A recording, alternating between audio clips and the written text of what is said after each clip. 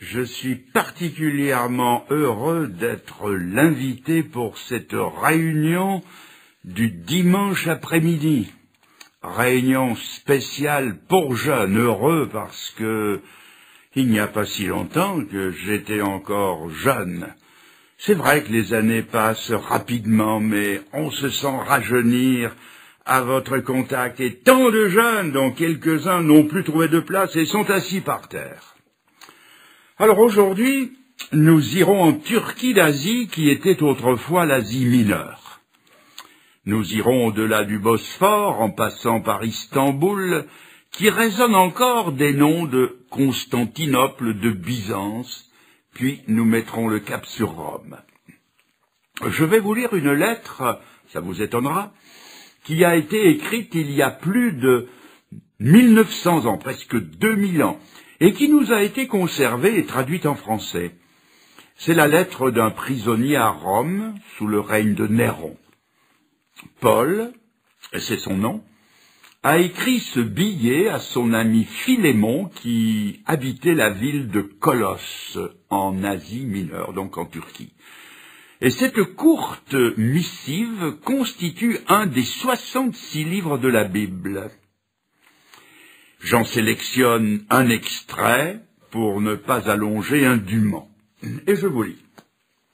C'est pourquoi, dit Paul, ou écrit Paul, bien que j'ai toute liberté de te prescrire ce qui est convenable, c'est de préférence au nom de l'amour que je t'adresse une prière.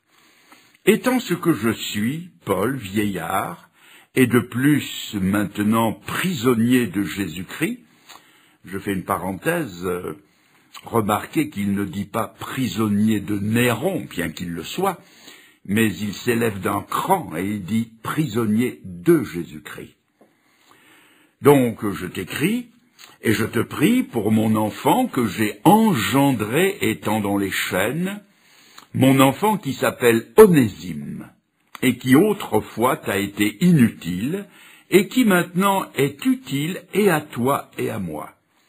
Je te le renvoie, lui, une partie de moi-même, une autre version dit mes propres entrailles.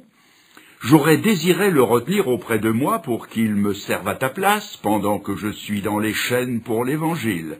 Toutefois, je n'ai rien voulu faire sans ton avis, afin que ton bienfait ne soit pas comme forcé, mais qu'il soit volontaire. Peut-être, Onésime a-t-il été séparé de toi pour un temps, afin que tu le retrouves pour l'éternité, non plus comme un esclave, mais comme supérieur à un esclave, comme un frère bien-aimé, de moi particulièrement, de toi à plus forte raison, soit dans la chair, soit dans le Seigneur. Si donc tu me tiens pour ton ami, reçois-le comme moi-même, et s'il t'a fait quelque tort, ou s'il te doit quelque chose, mets-le sur mon compte. Moi, Paul, je l'écris de ma propre main, je paierai, pour ne pas te dire que tu te dois toi-même à moi. Oui, frère, que j'obtienne de toi cet avantage dans le Seigneur, tranquillise mon cœur en Christ, et c'est en comptant sur ton obéissance que je t'écris, sachant que tu feras au-delà de ce que je dis. Nous sommes donc en Asie mineure, c'est-à-dire la Turquie d'aujourd'hui, dans une ville appelée Colosse, ville qui existe toujours. Il y avait un homme riche, de noble caractère, qui s'appelait Philémon. Il se distinguait de ses contemporains en ce qu'il avait abandonné les idoles du paganisme et qu'il avait embrassé la foi chrétienne qui vivait intensément dans sa vie de tous les jours. L'Écriture nous le présente comme un homme aimé, aimable, ayant une parole de réconfort pour tous. L'Église naissante ne se réunissait pas dans des cathédrales imposantes aux richesses fabuleuses, qui sont comme un camouflet dans la figure de celui qui est né pauvre dans une étable. L'Église se réunissait n'importe où, dans une clairière ou dans la maison d'un chrétien, et ici, dans la maison, j'allais dire dans le salon de Philémon. Dans cette communauté chrétienne, on pouvait y voir la population la plus cosmopolite qui soit, des blancs, des gens de couleur, des hommes libres et des esclaves. Les distinctions et les classes étaient bannies de ce lieu où l'Évangile avait pénétré. Philémon, qui avait des esclaves, comme aujourd'hui un chef d'entreprise a des ouvriers, veillait, j'en suis sûr, à ce que ses serviteurs soient présents aux réunions de l'Église qui se tenait chez lui. Lui-même avait fait la prodigieuse expérience spirituelle que la Bible appelle la conversion ou la nouvelle naissance. Spirituellement parlant, il avait rencontré le Seigneur, il avait fait la paix avec Dieu, il était sauvé, il le savait, il en avait la certitude. Philémon voulait que le plus grand nombre de ces gens qu'il invitait fassent la même découverte et soient sauvés. Parmi ceux qui venaient écouter la prédication de l'Évangile, il y avait de ses serviteurs, parmi ses serviteurs, un jeune homme appelé Onésime. C'était un caractère ombrageux, marginal et révolté. Il avait intérieurement décidé de secouer le joug du meilleur des maîtres qu'il pouvait avoir. Pour avoir la liberté et pour assurer sa subsistance, il avait décidé de se faire voleur, de puiser, comme on dit, dans la caisse du patron. Il allait ainsi faire d'une pierre deux coups. Avec l'argent qui ne lui appartenait pas, il allait mener grand train de vie, et il allait aussi se soustraire à la prédication de l'Évangile qu'il entendait bien malgré lui. Quand il assistait aux réunions, je me le représente, s'arrangeant toujours pour être au dernier rang. Je n'ai rien pour ceux d'entre vous qui sont au dernier rang, mais au dernier rang, cela lui permettait, à lui, en se courbant un peu, de se cacher derrière la tête de celui qui était devant.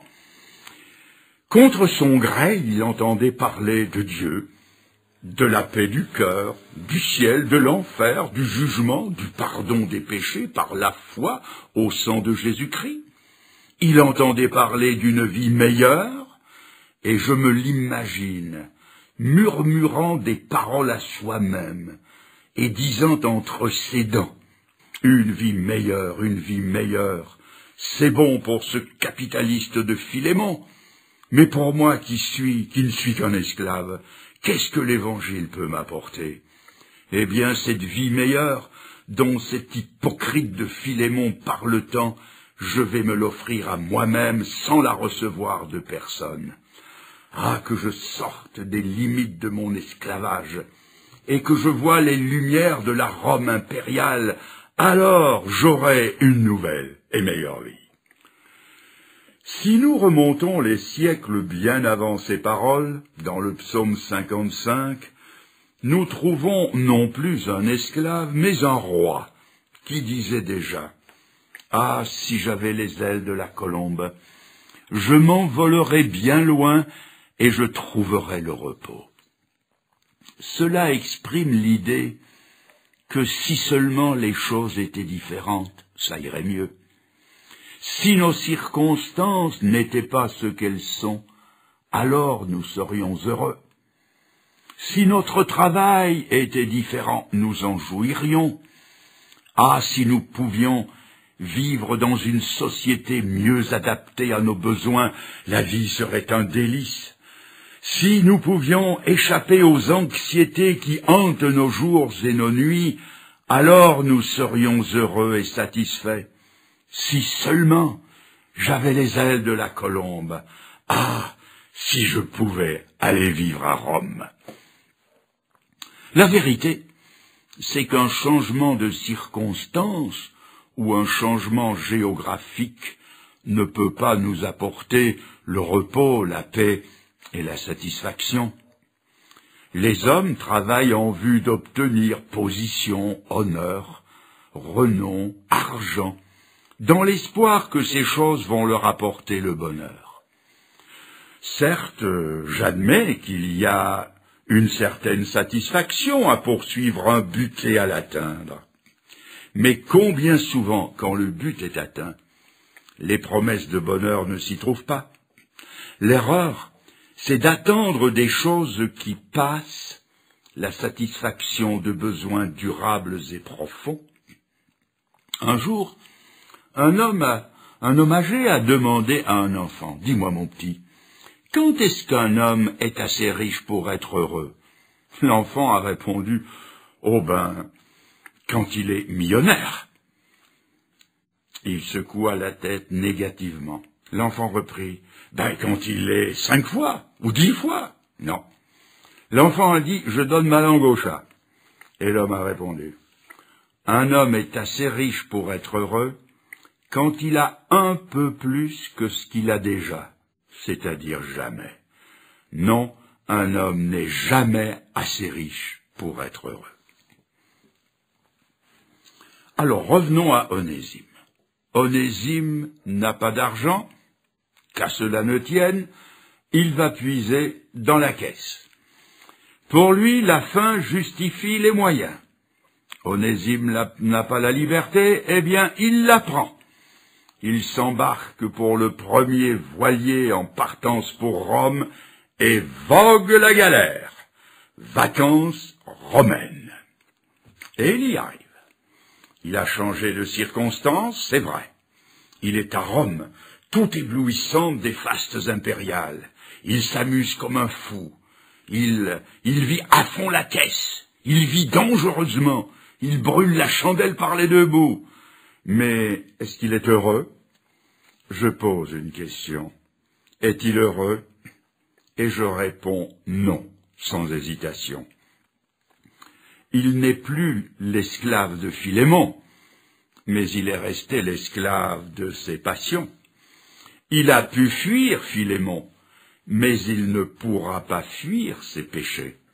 Il les emporte avec lui. Et c'est le grand homme anglais Winston Churchill qui a dit un jour, « L'homme a appris à maîtriser des forces qui le dépassent, mais il n'a pas encore appris à maîtriser son propre cœur. » Et en quittant Colosse, Onésime a emporté avec lui son mauvais cœur, et dans ces nouvelles circonstances, il y a mis ses anciens péchés. Vous l'aurez compris, l'argent de Philémon n'a pas duré ad vitam aeternam. Un beau jour, la chaussette était vide. Alors, comme il l'avait remplie si facilement, il a recommencé à voler. C'était si simple. Jusqu'au jour où, pour parler un langage moderne, il a senti la main d'un inspecteur de police qui se posait sur son épaule et où il a entendu une voix qui lui disait « Jeune homme, suivez-moi au poste ». Et c'est ainsi qu'il s'est retrouvé en prison. Pauvre Onésime, il n'a vraiment pas de chance. Quelle poisse! Lui qui ne supportait pas les réunions chrétiennes, lui qui détestait entendre le chant des cantiques, lui qui fuyait cette musique, arrivé à Rome, on le met au violon. Bien sûr, le mot violon n'est pas écrit, mais l'expression « dans les chaînes » s'y trouve. À Rome, en prison, il se retrouve à côté de, devinez qui? Mais de l'apôtre Paul. Et il suffit de connaître un peu l'apôtre Paul pour savoir que se retrouver à côté de lui, c'était se trouver en face de l'Évangile. Tout chez Paul irradiait une vie livrée à Jésus-Christ. Tout dans sa vie parlait de l'Évangile, jusqu'à ses chaînes, car il était dans les chaînes à cause de l'Évangile. Et c'est ici qu'on découvre l'amour de Dieu. Quand Onésime quitte Colosse, il tourne le dos à Dieu. Quand il arrive à Rome, Dieu lui tend les bras. Et c'est toujours vrai. Dieu aime le pécheur. Dieu n'aime pas notre péché, mais il nous aime. Dieu aimait Onésime. Il le suivait à la trace depuis toujours. Il avait le regard sur lui, et il s'arrange pour que ce jeune homme qui lui tourne le dos se trouve en face de lui à Rome.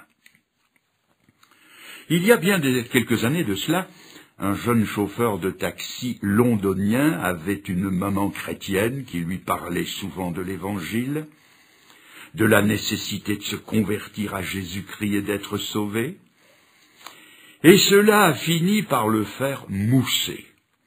Il ne supportait plus l'idée d'entendre sa mère lui parler de son âme et de son salut, et un jour il lui a dit « Maman, écoute, je ne veux plus que tu me parles de l'Évangile. Si tu m'en parles encore une seule fois, je te promets que je fais ma valise, je m'en irai et je ne reviendrai plus. » Et sa mère lui a répondu « Mon fils, tant que j'aurai une langue, personne ne m'empêchera de te parler de Dieu et de lui parler de toi. » Et il a fait sa valise sur le champ, et il est parti avec l'intention de ne plus jamais revenir. Il est monté en Écosse, à Glasgow, à quelques, je suppose, 800 kilomètres de là, où il a trouvé assez chanceusement une place de chauffeur dans une entreprise. Le premier jour où il a pris du service, il a sorti la voiture dans la cour. Son nouveau patron, au lieu de s'asseoir à l'arrière, s'est assis à côté de lui, et intérieurement il s'est dit il veut savoir de quel bois je me chauffe. Et il s'est apprêté à lui faire une démonstration de ses capacités au volant. Passé la grille, son patron se tourne vers lui et lui dit « Jeune homme, je voudrais vous poser une question. Est-ce que vous connaissez Jésus-Christ comme votre sauveur personnel ?» Il était tombé sur un patron non seulement chrétien, mais engagé, comme on dit. Le choc a été terrible, et sa première pensée a été « Dieu m'a suivi en Écosse ». Il en est tombé malade au point de devoir s'aliter, et chaque jour, son patron venait à son chevet lui lire la Bible et prier pour lui. Et au bout de quelques jours, n'y tenant plus, il s'est converti, il s'est donné au Sauveur. Et dans la première lettre à sa mère, il a écrit « Maman, Dieu m'a suivi en Écosse et il a sauvé mon âme. » C'est un peu ça, l'aventure d'Onésime. Il était loin de se douter, quand il a quitté Colosse, qu'il y reviendrait en chrétien. Dieu le cherchait, comme il nous cherche au travers de nos circonstances, bonnes ou moins bonnes, au travers d'un accident, au travers d'un abandon, d'un échec, d'une maladie. Onésime n'a pas voulu accepter l'Évangile de la part d'un homme libre. Qu'à cela ne tienne, il l'entendra de la part d'un homme enchaîné. À Colosse, il a vu un aspect de la vie chrétienne. Il a vu la vie de Jésus-Christ vécue par un homme riche, et il lui était loisible de penser que c'était facile d'être chrétien quand on est riche. Mais à Rome, il voit un autre aspect de la vie chrétienne. Il voit la vie de Jésus-Christ se reproduire chez un homme qui partage ses circonstances, un homme qui était en prison bien avant lui, enchaîné à un soldat, on chante le soldat mais pas le prisonnier, et cet homme qui a devant lui l'échéance du tribunal impérial n'a aucune chance d'échapper à l'exécution capitale. Alors, quel est cet homme qu'Onésime rencontre? Ses cheveux sont grisonnants, non parce qu'il est vieux, mais il a vieilli avant l'âge. Sa voix, son regard, sa paix, surtout sa paix, trahissent un quelque chose en plus, ou une série de choses en plus dans sa vie. Onésime n'est pas sans remarquer que Paul écrit de nombreuses lettres, il a des amis partout, jusque chez les proches de l'empereur, jusqu'en Turquie, jusqu'à Colosse. Et ce prisonnier qui aurait tant besoin que l'on prie pour lui, prie pour les autres, et dans ses prières, il cite ses amis par leur nom, tant il est vrai qu'on n'oublie jamais le nom de ceux pour qui l'on prie. C'est pourquoi Paul, dans ses lettres, énumérait beaucoup de noms. Onésime n'en croit pas ses oreilles. Parmi ceux pour lesquels l'apôtre prie, il entend le nom de Philémon. Alors Onésime commence à comprendre que ces deux hommes si différents ont tant de choses en commun. Ce sont les mêmes prières, c'est le même nom qu'ils invoquent, au nom de Jésus-Christ, ce sont les mêmes cantiques qu'ils fredonnent, ils ont la même espérance, c'est le même feu qui brûle dans leur âme. Mais alors, si le Dieu de Philémon le riche est aussi le Dieu de Paul le prisonnier, pourquoi ne deviendrait-il pas le Dieu d'Onésime? Et c'est alors que s'élèvent dans son cœur les premiers désirs de se rapprocher de ce Dieu qu'il ne connaît pas encore, que s'élève aussi la barrière de ce que fut sa vie de révolte et de péché. Il ne sait que trop bien que Philémon était un homme juste. Il sait que Paul est d'un calibre supérieur encore, mais lui, Onésime, qu'est-il? Un mécréant et un voleur. Et tout à coup, comme dans un éclair, illuminé par ce que la Bible appelle le Saint-Esprit, il se voit avec sa triple dette, 3 dettes. La première est envers la société. Celle-là, il la purge, il pourra la payer. La deuxième, c'est celle qu'il a envers Philémon, qu'il a volée. Celle-là pourrait encore se régler. Mais il lui reste une 3e dette. Et cette dette-là, il ne pourra jamais la payer. C'est la dette qu'il doit envers la justice éternelle dont Dieu est le garant. Il se découvre être un transgresseur de cette justice. Il a violé la loi de Dieu et celle des hommes, et la Bible dit que le salaire du péché, c'est la mort. Il voit l'abîme devant lui. Il est perdu et il le sait. Maintenant, il ne regarde plus aux hommes, il ne regarde plus aux circonstances, il regarde à Dieu, il regarde à lui-même, et il se sent perdu. Et c'est alors que dans son cœur ont dû naître les traditionnelles questions qui s'élèvent en ces moments-là. Comment l'homme sera-t-il juste devant Dieu? Comment effacer un péché qui accuse? Comment apaiser une conscience aux abois? Et là, dans la prison de Rome, il y a eu un cliquetis de chaînes. C'est Paul qui s'approche. Il a deviné la crise et ils se sont parlé. Qu'est-ce que Paul lui a dit? Cela ne nous est pas rapporté. Nous ne connaissons que le résultat. Mais je suis persuadé qu'il lui a dit cette phrase qu'il nous a laissée dans une autre épître. Onésime, ce que je te dis, c'est une parole entièrement digne d'être reçue, que Jésus-Christ est venu dans le monde pour sauver des pécheurs dont moi, Paul, je suis le premier. Et je me représente Onésime, qui lève la tête d'un air étonné et qui dit « Comment, toi, Paul, le grand apôtre, pourquoi t'appelles-tu le premier des pécheurs? Paul, tu dois plaisanter, ce n'est pas le moment, je suis dans la détresse. Pourquoi me dis-tu, toi le prince des apôtres, que tu es le premier des pécheurs ?» Et l'apôtre Paul lui a raconté sa conversion. Ce qui va suivre n'est pas écrit textuellement, mais si je vous le dis, c'est parce que je sais que Paul aimait parler de sa conversion. Cela nous est rapporté 2 fois par le détail dans ce livre d'aventures que sont les Actes des Apôtres. Paul avait quelque chose à dire.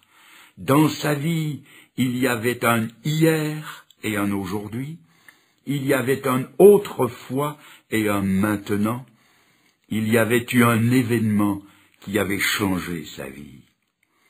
Et suspendu aux lèvres de l'apôtre Paul, Onésime sort de la prison et il apprend qu'avant de s'appeler Paul, il s'appelait Saul de Tarse, qu'il était du parti des pharisiens, fils de pharisiens, avec les honneurs et les avantages qui s'y attachaient.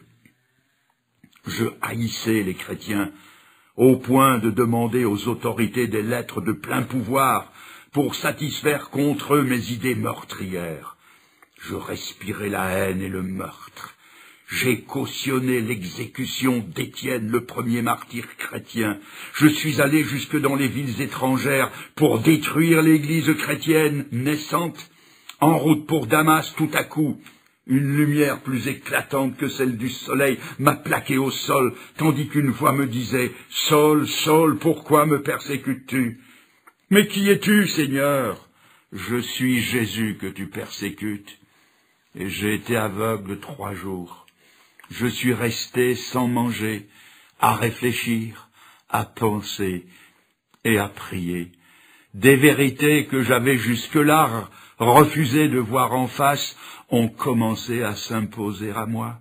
La folie de ma vie, l'immensité de mon péché, de mon orgueil de pharisien me sont apparus, mais aussi la magnanimité et l'immense miséricorde de ce Dieu qui pardonne, qui m'a remis ma dette, qui a changé mon cœur de fauve et a mis des sentiments d'amour que je ne connaissais pas.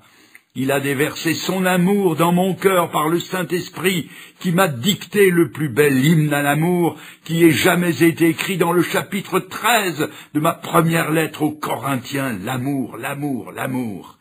À quelques degrés près, dans cet homme ainsi dépeint, Onésime se retrouve. Savez-vous, mes amis, pourquoi Dieu n'a pas confié la prédication de l'Évangile aux anges ? Les anges parleraient beaucoup mieux que moi. Ils n'auraient pas les hésitations, ni ma syntaxe approximative, ni mes fautes de style, ni mes erreurs de français. Ils pourraient parler avec une puissance que je n'ai pas, mais les anges ne pourraient pas nous parler de leurs péchés, ni de leur repentance ou de leur conversion. Nous ne pourrions pas nous reconnaître en eux. Si Dieu a confié la prédication de l'Évangile aux hommes, c'est pour que les auditeurs se retrouvent dans celui qui parle, dans celui qui vous parle. Il y a un vis-à-vis, quelqu'un qui est passé par là, qui a péché, qui a transgressé l'ordre de Dieu, quelqu'un que vous voyez qui a tourné le dos à Dieu, qui n'en a pas voulu, quelqu'un qui a gémi, qui a pleuré, mais quelqu'un aussi qui a trouvé la paix. C'est pour cela que la prédication de l'Évangile est confiée aux hommes. L'apôtre Paul a aussi et surtout révélé à Onésime le sens de la croix de Golgotha. Il lui a expliqué et appliqué la signification de la croix. Tout le monde sait que Jésus-Christ est mort sur une croix, mais tous ceux qui le savent ne sont pas sauvés pour autant. Ils ne connaissent de la croix que le fait historique. Beaucoup n'ont aucune idée des raisons profondes et personnelles de la crucifixion. Une explication lumineuse se trouve dans cette phrase de Paul. En parlant d'Onésime, Paul dit à Philémon, « S'il t'a fait quelque tort ou s'il te doit quelque chose, mets-le sur mon compte. Moi, Paul, je l'écris de ma propre main, je paierai. » Eh bien ça, cette phrase, c'est l'explication de l'œuvre de la croix. Nous devons à la justice éternelle le paiement de nos dettes. Nous sommes des transgresseurs, je le répète, nous avons violé la loi de Dieu. C'est avec d'autres mots ce que Jésus dit en parlant de vous et de moi. S'ils te doivent quelque chose, mets-le sur mon compte. Moi, Jésus, je paierai. C'est ce que confirme la Bible. Il est écrit dans Ésaïe, l'Éternel a mis sur lui, c'est-à-dire à son compte, l'iniquité de nous tous. Le salaire de notre péché, c'était la mort, mais il est entré dans la mort à notre place. Et l'explication du Christ mis en croix, c'est que Jésus a pris à son compte la mort et la condamnation qu'autrement nous aurions dû payer par une éternité de malheur. Et tandis que devant Onésime se déroule la tragédie du calvaire. Une lueur d'espoir naît dans son cœur. Quelqu'un l'avait aimé. Lui qui ne se croyait aimé par personne, tout à coup découvre que quelqu'un qui n'est autre que le Fils de Dieu l'avait aimé jusqu'à donner sa vie pour lui. Cela a dû lui sembler trop beau pour être vrai, c'était un rêve assurément. Et pourtant non. À côté de la croix centrale, il y avait un autre Onésime, il y avait un brigand. Et ce brigand ne s'est pas adressé au Seigneur en vain. Il lui a dit, Seigneur, souviens-toi de moi quand tu viendras dans ton règne. Et le Seigneur lui a répondu, aujourd'hui, tu seras avec moi dans le paradis.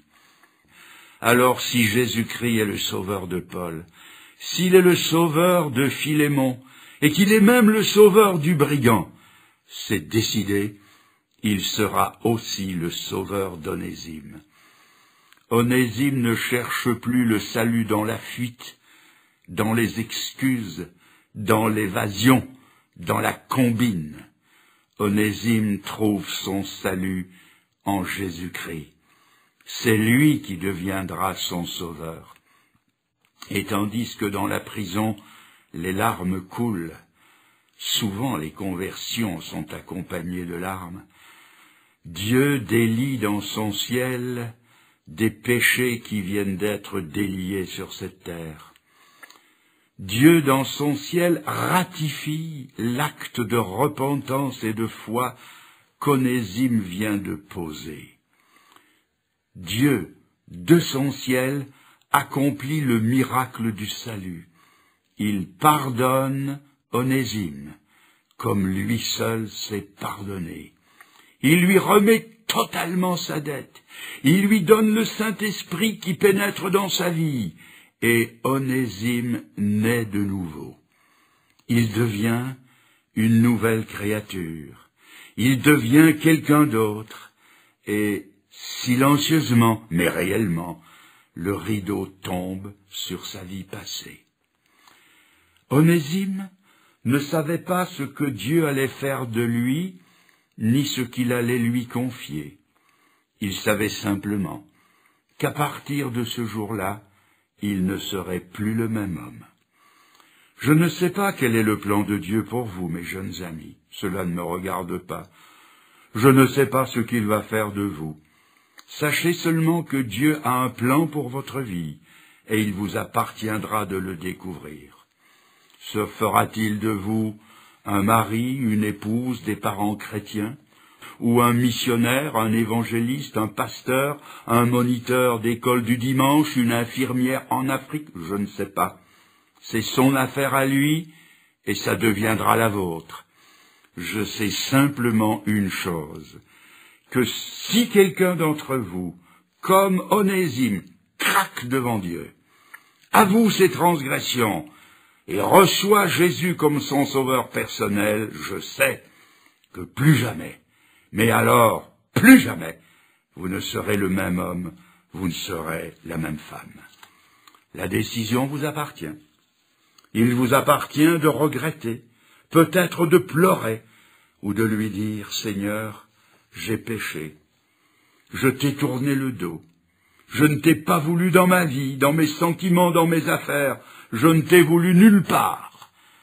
Lui dire, Seigneur, j'ai voulu vivre à ma guise, j'ai voulu prendre la fuite, je suis parti loin de toi. Dites-lui maintenant, mais Seigneur, je reviens aujourd'hui, et je t'accepte cet après-midi de dimanche, maintenant. Je t'accepte dans mon cœur, comme mon sauveur personnel, mon sauveur bien à moi. Seigneur, je t'invite dans ma vie, maintenant. Mes jeunes amis, que Dieu vous bénisse. Nous pouvons rester recueillis un instant, un peu dans le silence, et vous lui direz vous-même ces paroles que je viens de dire, que je peux même répéter lentement et brièvement. Répétez après moi intérieurement, dites-le à Dieu, oubliant ceux qui sont à côté de vous, dites-lui, Seigneur, Eh bien oui, je me décide pour toi aujourd'hui. Je pleure sur mon passé. Je regrette. Je te demande pardon. Et je veux vivre pour toi. Dites-le lui, je veux vivre pour toi qui es mort pour moi. Merci de tout mon cœur. Amen, Seigneur. Amen. Que Dieu vous bénisse.